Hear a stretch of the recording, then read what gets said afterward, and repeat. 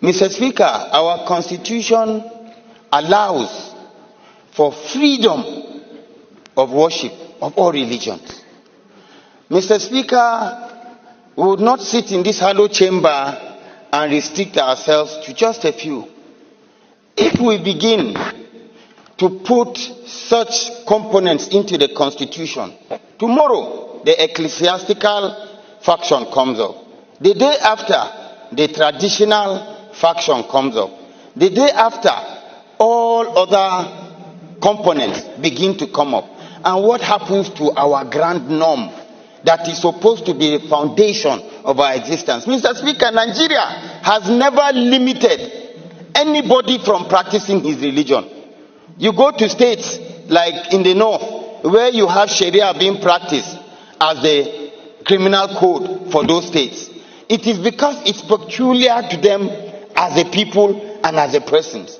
By the time we begin to expand it and bring it into our constitution, we are not an Islamic state.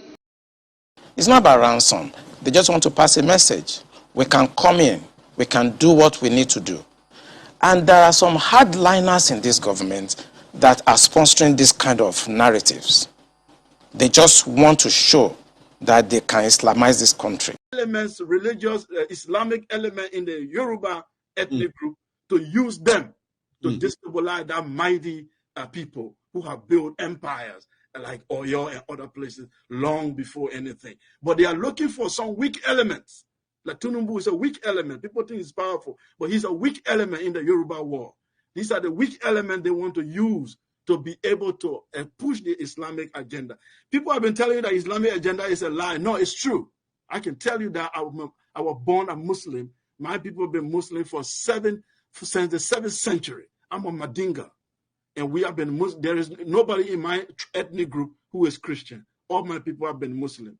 And I studied Islam in northern Nigeria. And I'm telling you, the agenda is to push that country toward Islamic agenda or destroy it completely. So to your question, I will tell you that Nigeria does not have a bright future for now. It doesn't have a bright future for now. The elements that are in the north, and most of them are receiving grants. Some of them, even in university, they are getting grants from this Qatar, and all the extreme Islamic group are giving them money. And they are building, their power is increasing day by day in the political system. They are even creating billionaires that eventually tomorrow they want to control western part of Nigeria. The East a little bit stubborn for them. Eastern Nigeria is stubborn. That's why they are isolating them. The isolation of so-called Igbo, it's not because Igbo hate Nigeria. Igbos are the most Nigerian than any Nigerian. They are every part of Nigeria you find them. They have their own problem for sure, like every African group. But the issue, they are not the problem. But they are acting a little bit stubborn to the Islamic agenda. So they have to be isolated. And to do that, you need one of the most powerful group, which is the Yoruba group. If you don't use Yoruba, you can't succeed. And the Yoruba group is very educated. So what do? You look for the weak one among them, which is the Islamized ones, and play on their religious sentiment.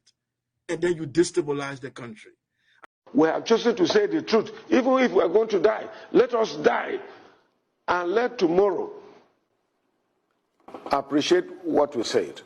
And so, as far as I'm concerned, the federal government is complicit. The day they want this insurgency to finish, it will be done. Actively, they are working with Turkey, they are working with Saudi Arabia, they are working with everything to Islamize. But the real agenda is to take over Nigeria. It's like this issue of conquest agenda will not go on in Nigeria. We usually see it where some area are being marginalized. A region like a southeast, north central, northeast has always been put aside when we are talking about the Nigeria political circle. In this area, we have not seen any one of this area produce presidency, but it's like they want to extend the marginalization by this bill that we are seeing sponsoring in the House of Assembly now. That is the bill that is talking about national traditional ruler, and they are suggesting Ooni of Ife and the Sultan of Sokoto as a co-chairman. What do you have to say about this, Mr. Oyezi? Well, I think to an extent it has been rejected by the Middle Belt Forum, and it has also been rejected by the Ohanese and other, traditional, sub-traditional institutions. If you are trying to conduct this kind of a thing, I think it should be holistic.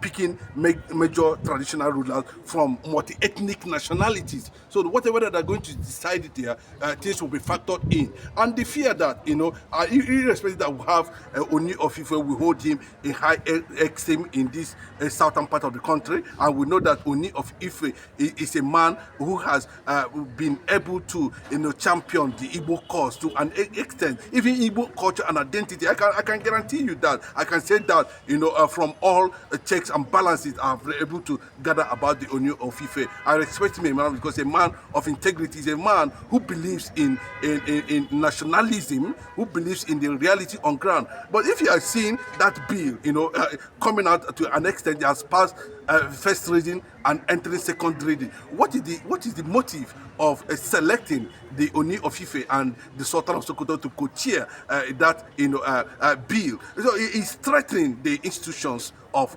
traditional government. Let me put it that way. The institution of traditional government is very important, and anything that influences it, religious-wide or political-wide, has a devastating positive or negative effect on the citizens. But where we have a funny system, where everything is being tinted towards Islamization, there's fear that some level of uncertainty can come out of it, and once it comes out, there might be some deep reservation, and Nigeria might be thrown into a serious chaos, and it has been rejected. And the fear is that having a caliphate who lords over almost everything in terms of religion, even down to southwest Yoruba land, is giving a serious concern to many other regions like the Middle Belt and the Southeast. And when I'm talking about the Southeast, when I'm talking about the Southeast,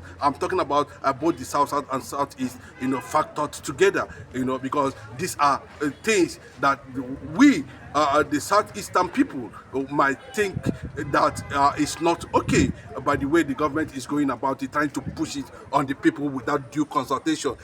There should be consultations, and if there's anything that people need to ask questions about, we need to ask questions about it. Now Nigeria is gradually heading into a conquest agenda. Yes. Well, Mr. Chinedu, I will agree with you partially, because why not leaving this thing for the traditional ruler to choose their chairman? At least maybe they can subject it to elective something, maybe for the period of 4 years, and you leave it for them. If not that they have ulterior motive, why sponsoring bill and even suggesting a life co-chairman if what you are saying is not true? Femi, in fact, I 100% agree with you, because not every Nigerian want to look at it from that perspective. There is fear already, given what the jihadist Fulanis are doing, within the 36 states of the Federation. No state is left, without a cry of help, without insecurity. That's a fact. That's the reality, And if once you are government, you see, I keep on saying it, this thing is getting gradually taking different dimensions, taking different angle. Now it is the turn of the traditional institution to face reality, and the reality is that these are people who are custodians of their people.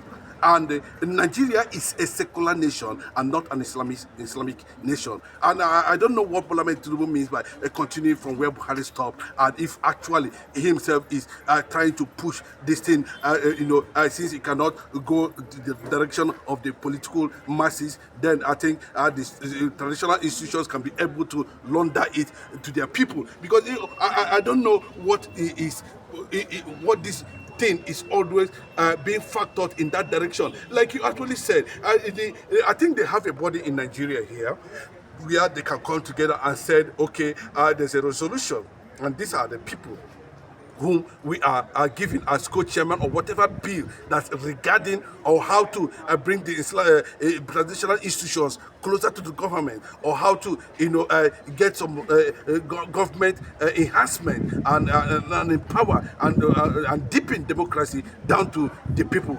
That would have been a whole thing. That means everybody is being carried along. Then for you to just select two people from the entire 250 ethnic nationalities with major regions being exempted in this, it shows that there must be more to it. There has always been fear of Islamic tendencies in Nigerian seat of power, and you can see that it's very suspicious. We know that actually there's a Muslim ticket. Shetima is a Muslim, and the president Bola Tinubu is a Muslim. We saw him while he was addressing the bishops in Nigeria just a few weeks ago, where he said that his wife is a pastor and does not have that tendencies. But we're not going to look like that. We are looking at the art of law that embodies every other thing that has to do with Nigeria existence. And we are talking about bringing this thing the way it is now.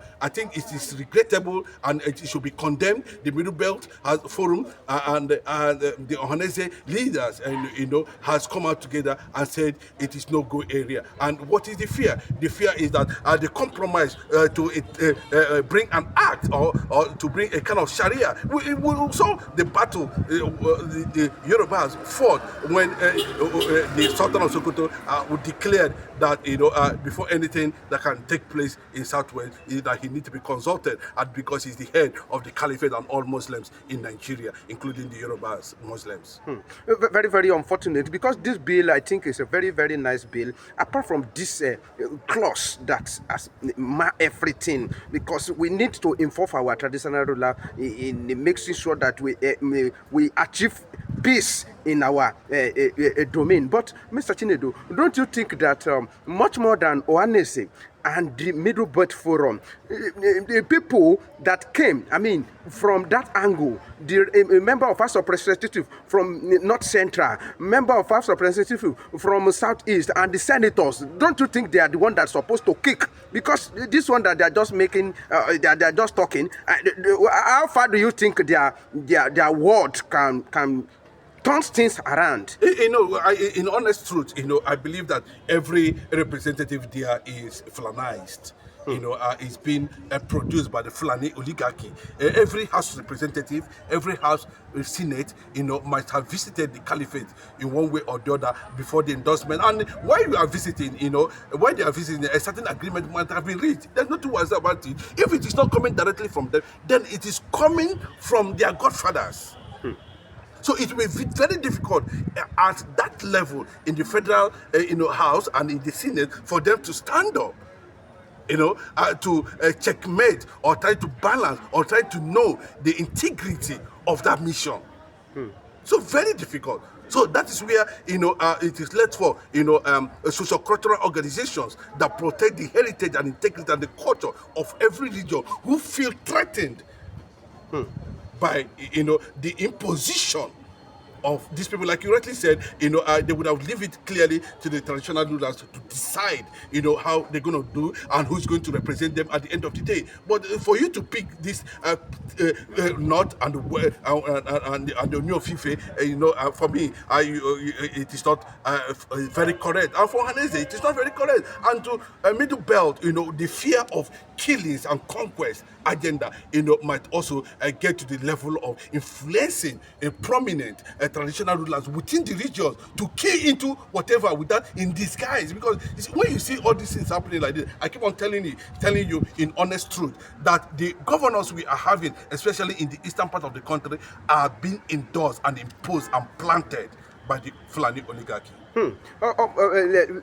This one, before we go, let's talk about what if this law have been passed, because the passing of the law and giving assent to it is done by the House of Assembly and the presidency. If it has been passed to law, what do you think Ohaneze and people, Middle Belt Forum, what do you think they can do?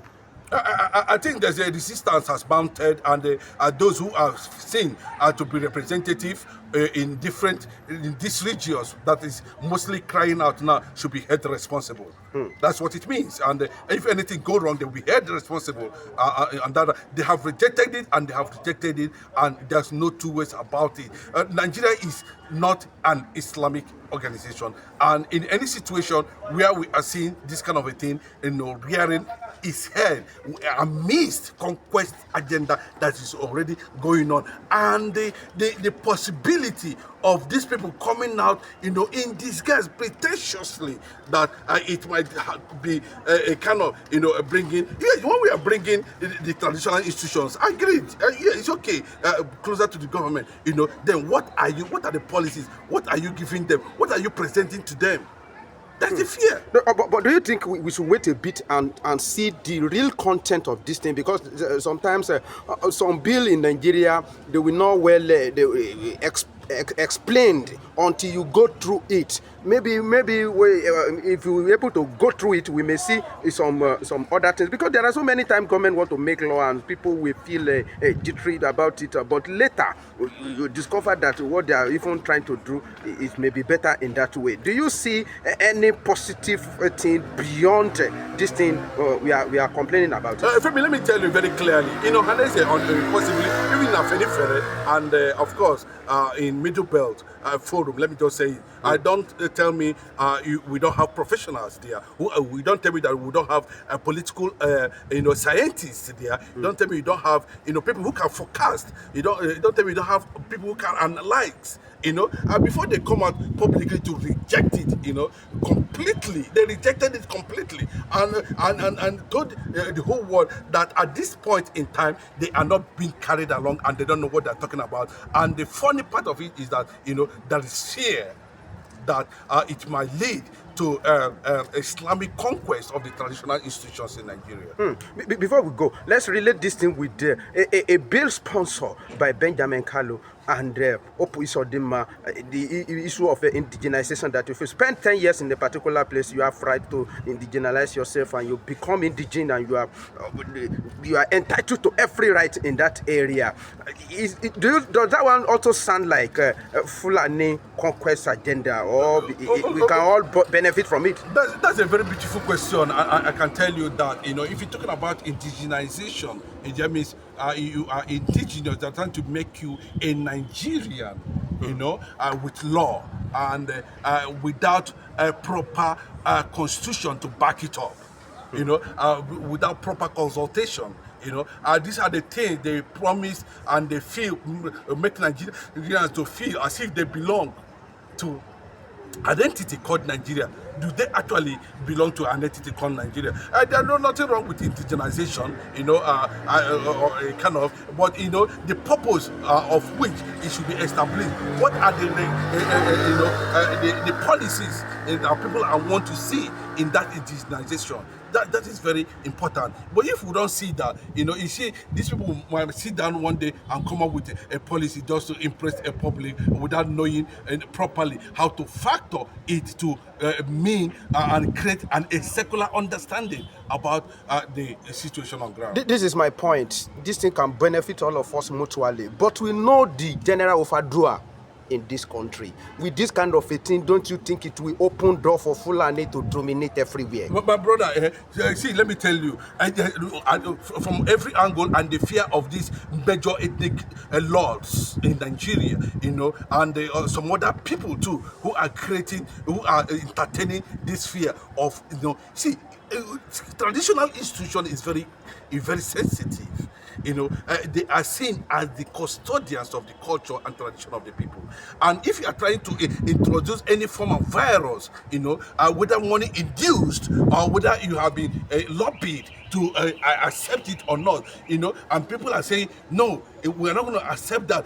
There must be something in it that is having a fearless, a fearful, entertainment, either now or in the future, and that is what we are seeing now. And there's a clear fact that there is a political Fulani agenda going on in the southern part of the country. And secondly, the target might be a different thing from what we are perceiving to be the traditional institution coming in there's a bill that's been sponsored. Bros, no, what that bill means is what? What do we understand by that bill?